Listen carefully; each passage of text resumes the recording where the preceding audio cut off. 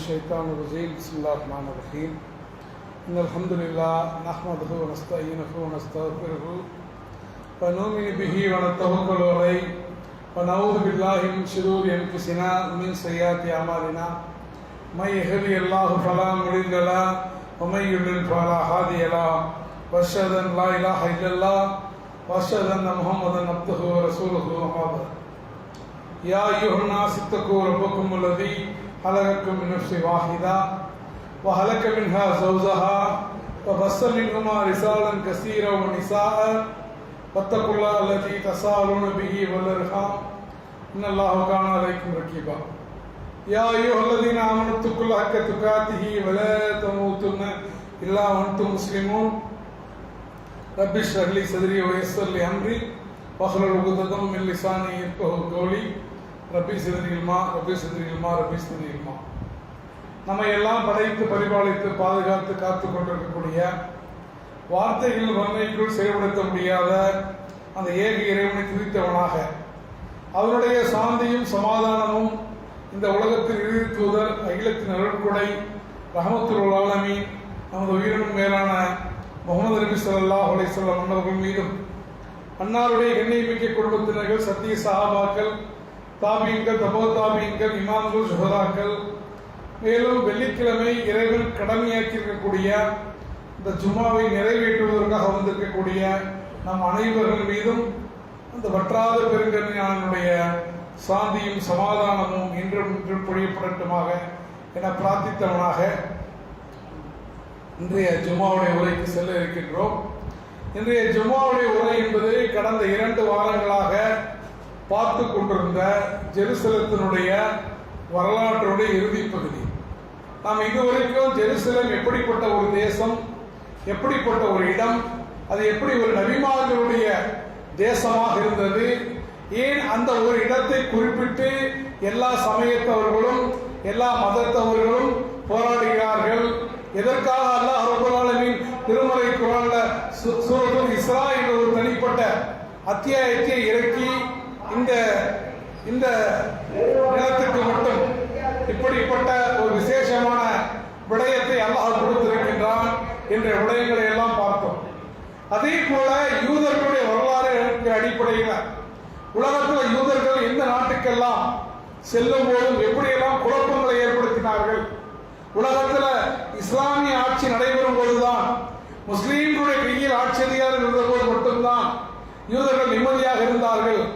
அதனால்தான் அல்லாஹ்வுடைய நிஹமத்துகளை மறந்த காரணத்தினால், அல்லாஹ்வுடைய நிஹமத்துகளை மறுத்த காரணத்தினால், அல்லாஹ்வுடைய நிஹமத்துகளை நிராகரித்த காரணத்தினால் அல்லாஹ் அவர்களை சபிக்கப்பட்ட சமூகமாக மாற்றிவிட்டான் என்ற விஷயங்களை பார்த்தோம்.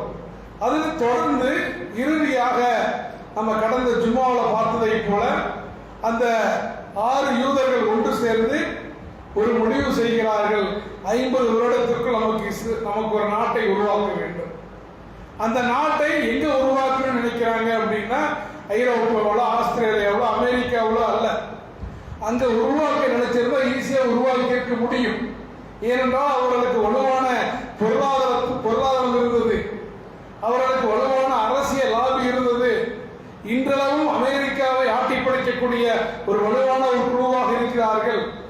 ஆனால் அவர்கள் வேண்டும் என்றே அந்த வேதத்தில் குறிப்பிடப்பட்ட, அதாவது ஏற்கனவே குறிப்பிடப்பட்ட, அது மறக்கடிக்கப்பட்ட அந்த அகன்ற இஸ்ரேலை நோக்கி, தங்களுடைய கனவு திட்டத்தை நோக்கி செல்லக்கூடியவர்களாக இருந்த காரணத்தினால் பலஸ்தீனத்தில், அதுவரைக்கும் முஸ்லீம்கள் வாழ்ந்து கொண்டிருந்த பலஸ்தீனத்தில் ஐநாவுடைய துணையோடு இஸ்ரேலுங்கிற ஒரு நாடு என்ன பண்ணுது, 1948 உருவாவது மட்டுமல்ல, இன்றைய யூத மக்கள் சபை, டேவிட் குரியனுடைய தலைமையிலான யூத மக்கள் சபையுடைய ஆசையோடு இஸ்ரேல் என்ற ஒரு நாடு உருவாகி, அந்த நாடு உருவான தினத்திலிருந்து, இந்தியா சுதந்திரம் பெற்றதுக்கு அடுத்த வருஷம் கிட்டத்தட்ட பார்த்தீங்கன்னா 50, 70, 78 ஆண்டுகள், 78 ஆண்டுகளாக ஒரு ஆண்டு கூட நிம்மதி இல்லாத ஆண்டுகளாக அன்றைய அந்த மண்ணின் மைந்தர்கள் பலஸ்தீனியர்களுக்கு இருந்து கொண்டிருப்பதை பார்க்கிறோம்.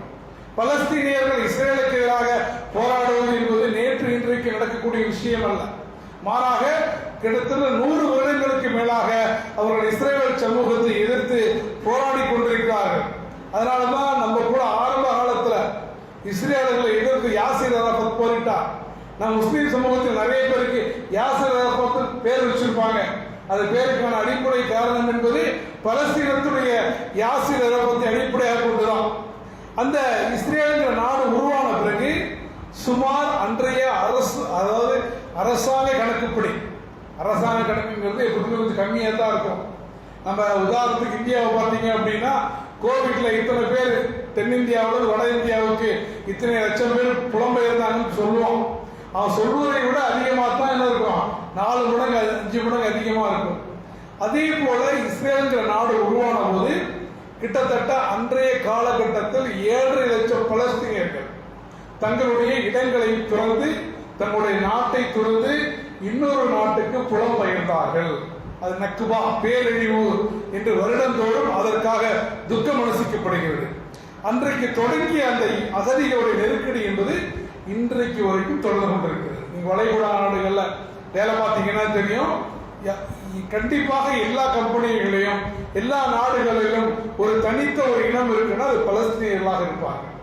அதுல காரணம் என்னன்னா அவங்களுக்கு சொந்த நாட்டில் வசிக்கக்கூடிய உரிமை இல்லாமல் வேறு ஒரு நாடுகள்ல போய் வாழக்கூடிய ஒரு அவல நிலைக்கு இஸ்ரேல் அவர்களை உள்ளாக்கி இருக்கிறது. அப்ப இஸ்ரேல் உருவான அந்த ஆண்டிலேயே கிட்டத்தட்ட 2 லட்சம் யூதர்களை வெளிநாட்டிலிருந்து ஏற்றுக்கொண்டார்கள். உலகத்தில் எங்கெல்லாம் யூதர்கள் இருக்கிறார்களோ எல்லாரும் தாய்நாட்டை நோக்கி திரும்பி வாங்க அப்படின்னு அழைப்பு கொடுத்து அந்த மண்ணுக்கே சம்பந்தம் இல்லாதவர்களை எல்லாம் யூதர்கள் ஒரே காரணத்திற்காக அந்த நாட்டிற்குள் அவர்கள் இடப்படாங்க நுழைவித்து அவர்கள் யூத தேசமாக பிரகடனப்படுத்தினார்கள். கிட்டத்தட்ட அதே சித்தாந்தம் தான் இந்தியாவில் இருக்கக்கூடிய RSS போன்ற சங்க பரிவாரங்கள் செயல்படுத்த துடிப்பதை நாம நேரடியாக பார்க்கலாம். அதற்கப்புறம் இந்த இஸ்ரேலுக்கு எதிராக அரபு நாடுகள் எல்லாம் ஒன்று சேர்ந்து, குறிப்பாக எகிப்து, லெபனான், சிரியா, ஜோர்டான், ஈராக் போன்ற நாடுகள் எல்லாம் ஒன்று சேர்ந்து போரிட்டாலும் கூட அவர்களுக்கு மத்தியில் ஒற்றுமை இல்லாத காரணத்தினாலும் இஸ்ரேலுக்கு அமெரிக்காவுடைய ஆயுத உதவியினாலும் அத்தனை நாடுகளையும் இஸ்ரேல் துவம்சம் செய்து அவர்கள் இன்னும் மேலும் மேலும் தங்களுடைய நாட்டை விரிவுபடுத்திக் கொண்டே இன்னைக்கு அந்த பலஸ்தீனத்துல ஐநா சபை எப்படி பிரிச்சு கொடுச்சோ அப்படி இல்லை, முற்றிலுமாக யூதர்கள் தான் இருக்கிறாங்க. முஸ்லீம்கள் ரொம்ப ஒரு சிறிய இடத்தில் மட்டும் இருப்பதை பார்க்கிறோம். அப்ப இதுக்கெல்லாம் முக்கியமான காரணம் ஏன், எப்படி இஸ்ரேலுங்கிற ஒரு சின்ன நாடு, குட்டியோண்டு நாடு, இவ்வளவு சுத்திலும் இத்தனை அரபு நாடுகள். இப்ப நம்மளே ஒரு வீடு வாங்குவதாக இருந்தால், நிலம் வாங்குவதாக இருந்தால், பக்கத்துல நம்ம கவுமுகள் ஏதாவது இருக்காங்களா பார்ப்போம் இல்லையா, பள்ளிவாசல் இருக்கா அப்படி பார்ப்போம், நமக்கு சார்ந்த ஒரு இடமாக இருக்கா பார்ப்போம். எல்லாருமே மற்றவங்களா இருக்கும் போது நாம மட்டும் தனியா போய் எப்படி வீடு வாங்குறதுன்னு ஒரு வீட்டுக்கே யோசிப்போம். ஆனா சுற்றிலும் அரபு நாடுகள், முழுக்க முழுக்க அரபு நாடுகள், அங்க வேற எந்த யூத நாடும் இல்லை. அந்த அரபு நாடுகளுக்கு மத்தியில ஒரு சிறிய நாடு அங்க உட்கார்ந்து கொள்வதோடு மட்டுமல்லாமல் அது பிற நாடுகளை இடப்படுது ஆக்கிரமித்துக் கொண்டிருப்பதை பார்க்கிறோம்.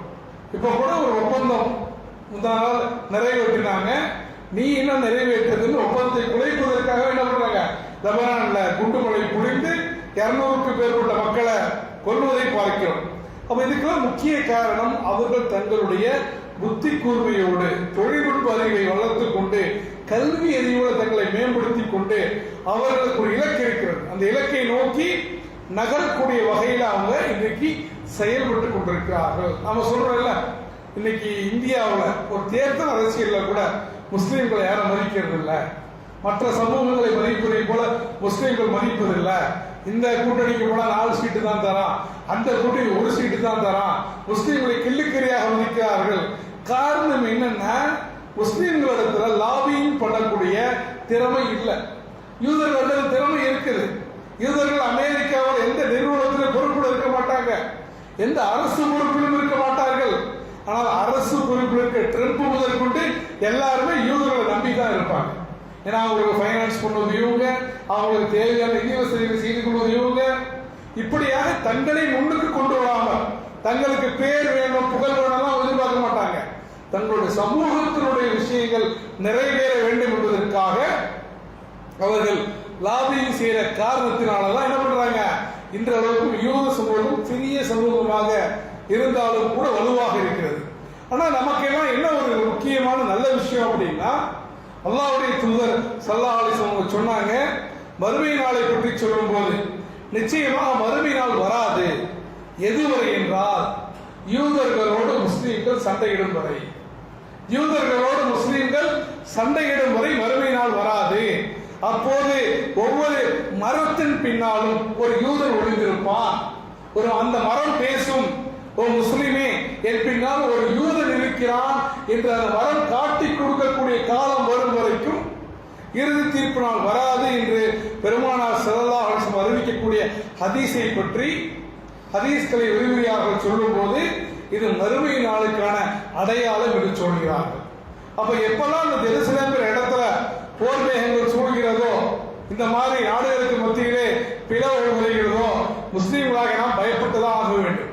ஏன்னா இது எல்லாமே இறுதி தீர்ப்பு நாளுக்கு முன்னால் நடக்கக்கூடிய சம்பவங்கள் என்பதை நாம் உணர்ந்து கொள்ள வேண்டும்.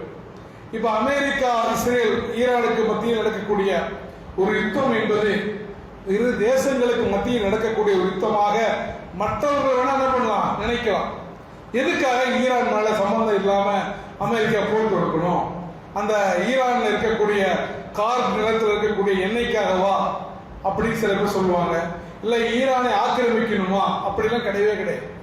இது இஸ்ரேலுடைய நோக்கமே கிடையாது. இஸ்ரேலுக்கு ஒரு கனவு இருக்கிறது. அந்த கனவை அடையணும்னா இஸ்ரேலால் மட்டும் எதுவும் செய்ய முடியாது. அதுக்காக வலுக்கட்டாயப்படுத்தி அமெரிக்காவை இந்த போருக்கு கூட்டு வந்து அதன் மூலமாக வளைகுடா நாடுகளுக்கும் ஈரானுக்கு மத்தியிலே ஒரு மோதலை உருவாக்கி தங்களுடைய அகன்ற இஸ்ரேல் கனவை நனவாக்கிக் கொள்வதற்காக அவர்கள் திட்டக்கூடிய திட்டம் தான் இந்த போர். ஏன்னா யூத மதத்துல வந்து எரிட்ஸ் இஸ்ரேல் அஸ்லமா என்ற ஒரு கோட்பாடு இருக்கிறது. அது என்னன்னா கிரேட்டர் இஸ்ரேல். அவங்களுடைய வேதகாமத்துல, ஏன்னா அந்த அல்லாஹ் குர்ஆன்ல சொல்றான், இதற்கு முன்னால் நாம் அருளிய வேதங்களை அவர்கள் கைகளால் திருத்தி விட்டார்கள். இதுக்கு முன்னால எப்படி குர்ஆன் அல்லாஹ் இறக்கினானோ, தௌராத் அல்லாஹ் தான் இறக்கினான், இன்ஜீல் அல்லாஹ் தான் இறக்கினான், எல்லா வேதங்களும் அல்லாஹ் தான் இறக்கினான். ஆனா அல்லாஹ் இறக்கிய அடிப்படையில் அப்படியே இருக்கான்னு கேட்டீங்கன்னா நிச்சயமா கிடையாது. அதை மனிதர் என்ன பண்ணாங்க, திருத்தி விட்டார்கள், தங்களோட வசதிக்கு ஏற்றவாறு மாற்றி விட்டார்கள். அப்படி மாற்றப்பட்ட அவர்களுடைய தௌராத் வேதத்துல இந்த வாக்குறுதி கொடுக்கப்பட்டிருக்கு. என்ன வாக்குறுதி? அந்த நாளில் கர்த்தராகிய நான் உன் சந்ததியினருக்கு எகிப்தின் நைல் நதியிலிருந்து யூப்ரட்டிஸ் நதி வரை கொடுக்கிறேன் என்று அது அகன்ற இஸ்ரேலை பற்றி சொல்லப்படுகிறது.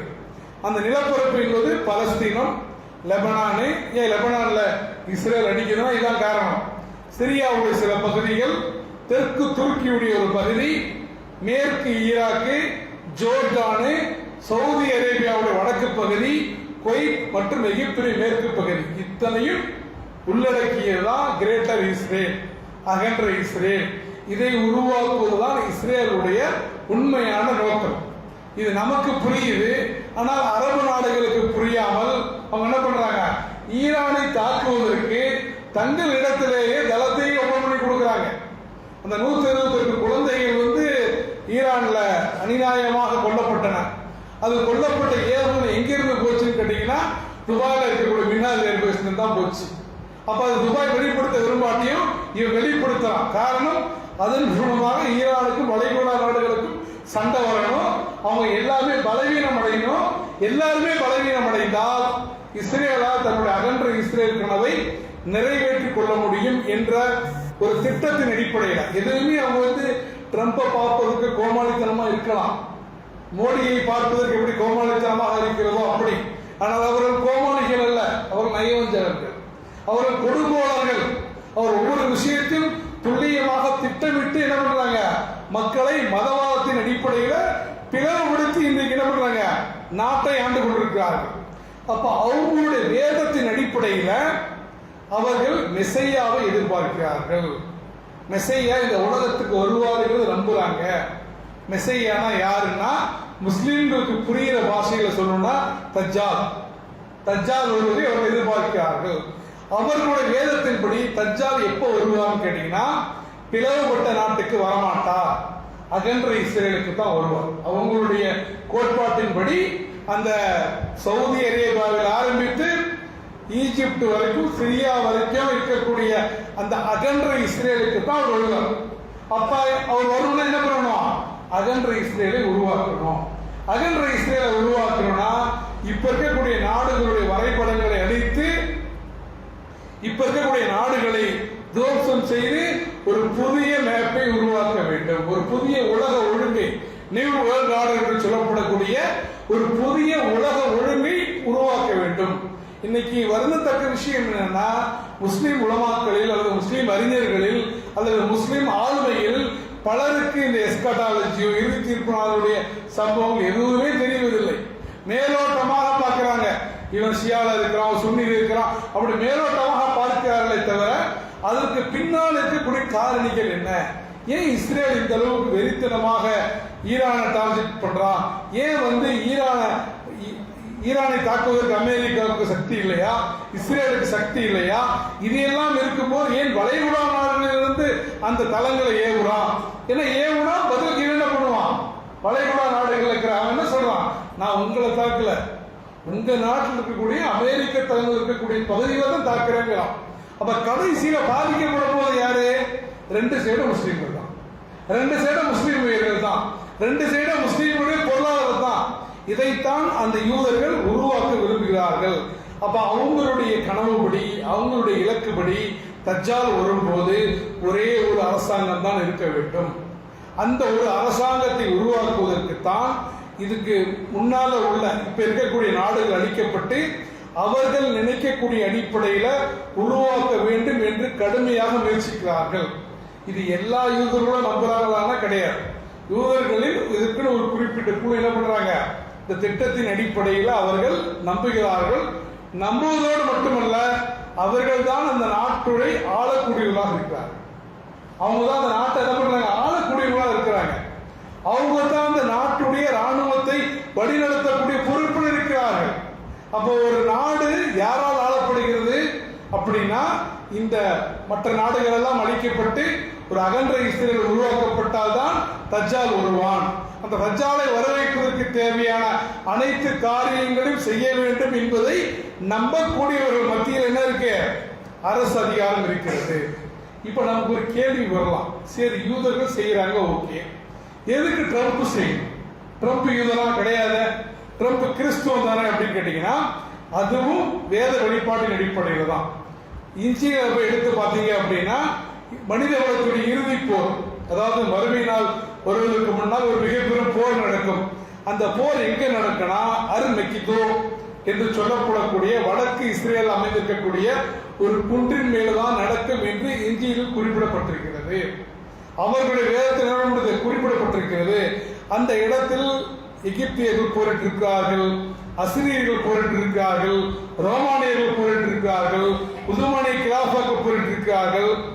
அவங்களுடைய பார்வைப்படி மீண்டும் இறுதி தீர்ப்பு நாளுக்கு முன்னால் இறுதி போர் அந்த இடத்தில் தான் நடக்கும். அப்ப கிறிஸ்துவர்களை பொறுத்த வரைக்கும், பைபிளை நம்பக்கூடிய கிறிஸ்துவர்கள், எல்லா கிறிஸ்துவர்களையும் சொல்லல, எல்லா கிறிஸ்துவர்களும் சர்ச்சுக்கே போறது இல்லை. கிறிஸ்துவர்களுக்கு மத்தியில நிறைய பிரிவுகள் இருக்கு. அந்த கிறிஸ்துவர்களில் யார் பைபிளை முழுக்க முழுக்க நம்புகிறார்களோ அவர்களை பொறுத்த வரைக்கும் நிச்சயமாக என்ன, தஜ்ஜால் வருவான். ஆனா அவங்க தஜ்ஜாலை வரவேற்கல. தஜ்ஜாலை கொல்வதற்காக ஈசா அலைஹிஸ்ஸலாம் வருவார் என்பதை அவர்கள் நம்பக்கூடிய காரணத்தினால் அதுக்கு முன்னாடி யாரு வரணும், ஈசா அலைஹிஸ்ஸலாம் வர்றதுக்கு முன்னாடி தஜ்ஜால் வரணும். அப்ப தஜ்ஜால் வரணும்னா அந்த புனித நிலம் உருவாக்கப்பட வேண்டும். அதற்காக அவர்கள் யூதர்களுக்கு உதவி செய்யறாங்க. அவங்களுடைய நம்பிக்கை என்னன்னு கேட்டீங்கன்னா, அதாவது அந்த இன்னைக்கு இஸ்ரேலுக்கு நம்ம உதவி செஞ்சோம் அப்படின்னா, இஸ்ரேல் எல்லா நாடுகளையும் அழித்து ஒரு பெரிய புதிய நிலப்பரப்பை உருவாக்குவான், அகன்ற இஸ்ரேலை உருவாக்குவான்.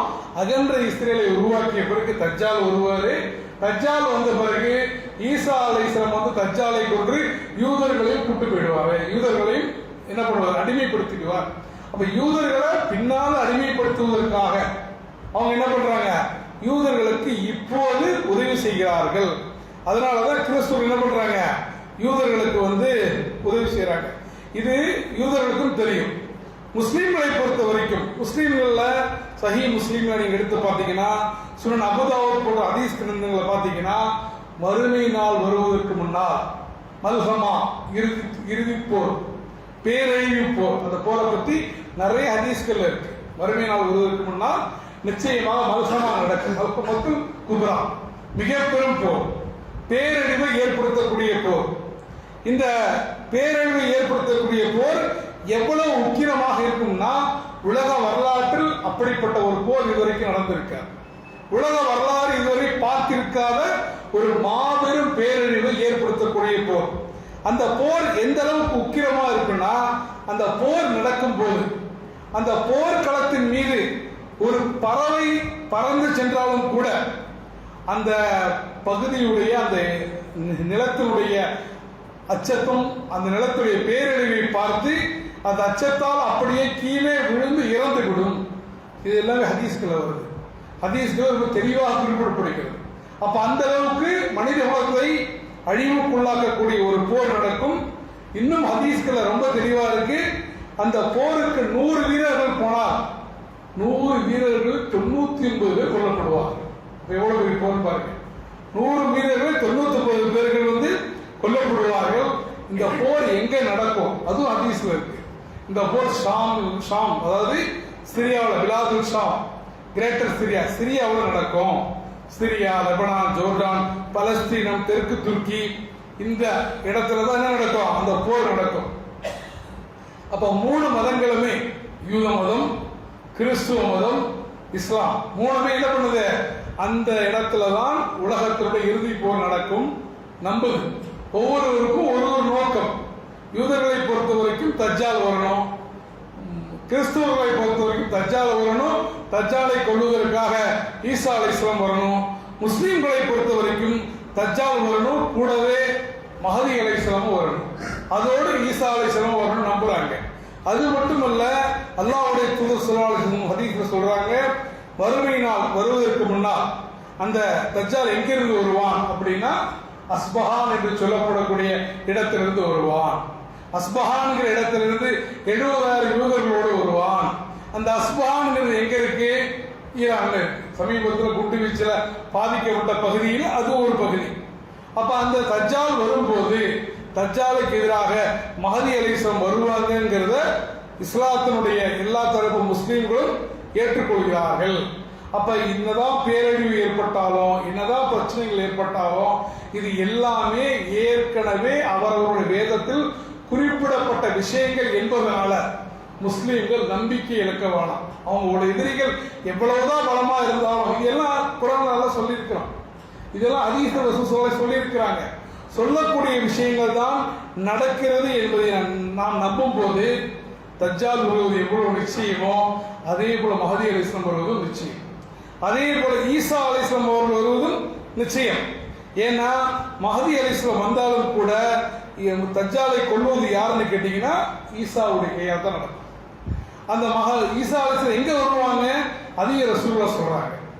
அதாவது சிரியாவில் வெள்ளை மசூதியில ஃபஜ்ருடைய நேரத்தில் இறங்குவார்கள். அப்போது மஹதி அலைஹிஸ்ஸலாம் தொலைவைத்துக் கொண்டிருப்பார்கள். ஈசா வந்த சப்தம் கேட்டவுடன் அவங்க ஈசா அலைஹிஸ்ஸலாம் இமாமத் செய்ய சொல்லுவாங்க. இல்லை, எனக்குள்ளது அல்ல இமாமத், உங்களுக்குள்ளது இமாமத் என்று சொல்லி மஹதியின் பின்னால் ஈசா அலைஹிஸ்ஸலாம் தொழுவார்கள். அதற்கு பிறகு என்ன பண்ணுவாங்க, தஜ்ஜாலை கொல்லுவார்கள் என்பது எல்லாமே ஹதீஸ்கள்ல குறிப்பிடப்பட்டிருக்கு. அப்ப இன்னைக்கு நடக்கக்கூடிய போர்கள் என்பது எல்லாமே ஒரு மிகப்பெரிய சதி திட்டத்தோடு, மிகப்பெரிய காரணகர்த்தத்தோடு நடைபெறுகிறது. முதல் உலகப் போர் இல்ல 2ஆம் உலகப் போருக்கு முன்னால் இந்த உலகை ஆளக்கூடிய சக்தியாக இருந்தது எதுக்கிட்ட இங்கிலாந்து. 2ஆம் உலகப் போருக்கு பிறகு இங்கிலாந்துடைய சக்தி குறைந்து இன்றைக்கு இந்த உலகத்தை ஆளக்கூடியது அமெரிக்கா. அடுத்து போர்ல என்ன நடக்கும்னா, அமெரிக்காவுடைய வலு இழந்து இந்த உலகத்தை இஸ்ரேல் ஆளக்கூடிய வகையில் நடக்கும். இஸ்ரேல் இந்த உலகத்தை ஆண்டால்தான் அதாவது நம்ம ஹதீஸ்களை சொல்லக்கூடிய பல விஷயங்கள் உண்மை பெறும். ஜெருசலேம் உச்சத்துக்கு போகும்போது மதீனா வீழ்ச்சியடையும் என்பதாக பெருமானார் ஸல்லல்லாஹு அலைஹி வஸல்லம் சொல்றாங்க. அதனால இன்னைக்கு இதெல்லாம் ஏன் இந்த வரலாறுலாம் தெரிஞ்சுக்கணும்னா, இதெல்லாம் நடக்கும் போது நம்ம நம்முடைய ஈமானை கைவிட்டு விட வேண்டியதில்லை. ஈமானை நம்ம பலவீனமாக தேவையில்லை. ஐயோ, யூதர்களுக்கு மட்டும் அல்லாஹ் இவ்வளவு பெரிய வெற்றியை தரானே என்று யூதர்களை குறித்து ரொம்ப பெருமிதம் அடையவோ பெருமைப்படையவோ தேவையில்லை. ஏன்னா இது எல்லாமே ஹஸ்புனல்லாஹ் வ நிஅமல் வக்கீல், அல்லாஹ் விதித்ததை தவிர வேறு ஒன்றும் ஒரு முஸ்லீம்களுக்கு நடக்காது. இந்த உலகத்தில் நடக்கக்கூடிய எல்லாமே அவன் என்ன தக்தீரை எழுதியிருக்கிறானோ, அவன் என்ன ஏற்பாட்டில் எழுதியிருக்கிறானோ அந்த அடிப்படையில் தான் என்ன பண்ணுது, நடந்து கொண்டிருக்கிறது. இன்னைக்கு நடக்கக்கூடிய போர்களை பாருங்க. இன்னைக்கு எல்லாருமே அமெரிக்கா வீழ்ச்சி அடைந்து விட்டது, அமெரிக்கா தோற்று விட்டது என்று அமெரிக்கர்களை சொல்லக்கூடிய நிலைக்கு வந்துட்டாங்க. காரணம் இதுதான் இஸ்ரேல் விரும்பக்கூடிய, எப்படியாவது அமெரிக்காவுடைய இந்த டாமினன்ஸை குறைச்சி அமெரிக்காவை கீழே இருக்கிறால்தான் கடைசியில் உலகத்தை ஆளக்கூடிய வகையில இஸ்ரேல் உருவாகும். அப்ப அந்த அகன்ற இஸ்ரேலை உருவாக்கக்கூடிய நோக்கத்தின் அடிப்படையில் தான் ஈரான் மட்டுமல்ல, இஸ்ரேலுடைய நோக்கம் ஈரான் அல்ல, ஒட்டுமொத்த அரபு நாடுகளையும் கபலீகரம் செய்து ஒரு மிகப்பெரிய இஸ்ரேலிய தேசத்தை உருவாக்குவதற்காகத்தான் அவர்கள் என்ன பண்றாங்க, இந்த அளவுக்கு சிரமப்படுகிறார்கள், இந்த அளவுக்கு கஷ்டப்படுறாங்க. அப்ப முஸ்லீம்களாகிய நாம ஒரு விஷயத்தில் ரொம்ப தெளிவாக இருக்க வேண்டும். அல்லாஹ்வுடைய தூதர் ஸல்லல்லாஹு அலைஹி வஸல்லம் சொன்னாங்க, இந்த உலகத்தில் நான் அதிகம் பயப்படுவது வேறு எதற்காகவும் அல்ல, தஜ்ஜாலுக்காக. அப்ப அந்த நம்ம இப்பயே பயப்படுறோம், இஸ்ரேல் எப்படி பண்றாங்க இப்படி பண்றாங்கன்னு. தஜ்ஜால் வரும்போது தஜ்ஜாலுக்கு கொடுக்கப்படக்கூடிய சக்தியின் காரணத்தினால் நம்ம பலவீனமாக இருக்கக்கூடியவங்க தஜ்ஜாலை நம்ப ஆரம்பிச்சுவாங்க. காலையில ஒரு முஸ்லீம் ஈமானோடு இருப்பான், மாலையில அவன்கிட்ட ஈமான் இருக்காது. தூங்க செல்லும் போது முஸ்லீமாக இருப்பான், விழித்திருக்கும் போது ஈமான் இல்லாதவனாக மாறிவிடுவான். அந்த அளவுக்கு ஒரு குழப்பமான காலத்தை நோக்கி நாம் சென்று கொண்டிருக்கிறோம். நாம் ரொம்ப தூரம்லாம் கிடையாது, அதை நோக்கி நாம் சென்று கொண்டிருக்கிறோம் என்பதை நாம் புரிந்து கொள்ள வேண்டும். ரசூல் ஸல்லல்லாஹு அலைஹி வஸல்லம் அவர்கள் ஒரு முறை அவன் கேட்கிறாங்க, இந்த உலகத்துடைய ஆயுட்காலம் எவ்வளவு? நம்ம சொல்லக்கூடியது எல்லாமே ஹதீஸ்கள் இருக்கக்கூடியதை நம்ம உலமாக்கள் என்ன இன்டர்பிரேஷன் கொடுக்குறாங்களோ அதுதான். அது மாறலாம், அது அப்படியே நடக்கணும்னு அவசியம் கிடையாது. இருந்தாலும் அதை குறித்த தெளிவு நமக்கு இருக்கணும், அதை குறித்த அறிவு நமக்கு இருக்கணும். அப்ப ரசூலோட கேட்கிறாங்க, இந்த உலகத்துடைய ஆயுட்காலம், இந்த உம்மத்துடைய ஆயுட்காலம் எவ்வளவுன்னு கேட்கிறாங்க. அப்ப ரசூலுல்லாஹ் சொல்றாங்க, மறுமையுடைய 1.5 நாளுங்கிறாங்க. மறுமையுடைய 1.5 நாள்னா என்ன? வறுமையுடைய ஒரு நாள் என்பது 1000 வருடங்கள், வறுமையுடைய 1.5 நாள் 1500 வருடங்கள். இப்ப நம்ம 1447 இருக்கிறோம்.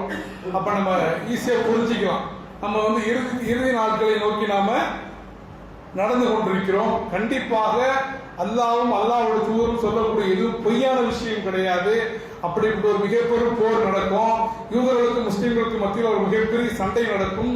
யூதர்களை முஸ்லீம்களுக்கு பயந்து என்ன பண்ணுவாங்க, மரத்தின் பின்னால் ஒளிந்து கொள்வார்கள். இப்ப தஜ்ஜால் இருக்கும் வரைக்கும் அவர்களுடைய கொட்டம் இருக்கும். தஜ்ஜாலை நிச்சயமாக ஈசா அலைஹிஸ்ஸலாம் என்ன பண்ணுவாங்க, கொல்லுவாங்க. அதுக்கு முன்னாடி காபத்துல்லா உடைக்கப்பட நிறைய மறுமை நாள் குறித்து நம்ம படிச்சோம் அப்படின்னா நிறைய நமக்கு அச்சமூட்டக்கூடிய விஷயங்கள் இருக்கும். அல்லாஹ் நம்மை அப்படிப்பட்ட ஒரு காலத்தில் நம்மை பாதுகாக்க வேண்டும். நாம இந்த குழப்பத்துக்கே, இந்த உலகத்தினுடைய கவர்ச்சிக்கே, இந்த உலகத்தினுடைய ஆசாபாசங்களுக்கே அடிமைப்பட்டு கொண்டு நம்ம என்ன பண்றோம், நாம நம்முடைய ஈமானை விட்டுறோம், நம்முடைய அமல்கள்ல பலவீனமாக இருக்கிறோம். ரமதான்லாம் பாத்தீங்கன்னா நம்ம ஜும்மா ஆரம்பிக்கும் போது என்ன பண்ணோம், நிரம்பி வலியும். ரமதான் முடிந்தவுடனே என்ன பண்ணிடுறோம், அடுத்த ரமதான் வந்த பிறகு ரீசார்ஜ் பண்ணிக்கலாம் அப்படின்னு சொல்லிட்டு நம்ம விட்டுறோம். ஆனா அல்லாஹ் பாதுகாக்கணும். தஜ்ஜால் ரமதான தான் வருவாங்க, இந்த அதிசயம் இல்லை. தஜ்ஜால் வந்தா எப்ப வேணா வருவான். நம்ம எப்போதும் என்ன பண்ணணும், ஈமானோடு அல்லாவை அல்லாஹ்வுடைய தூதரை முழுசா நம்பி இஸ்லாத்தை முழுமையாக அமல் செய்யக்கூடிய மக்களாக இருக்க வேண்டும்.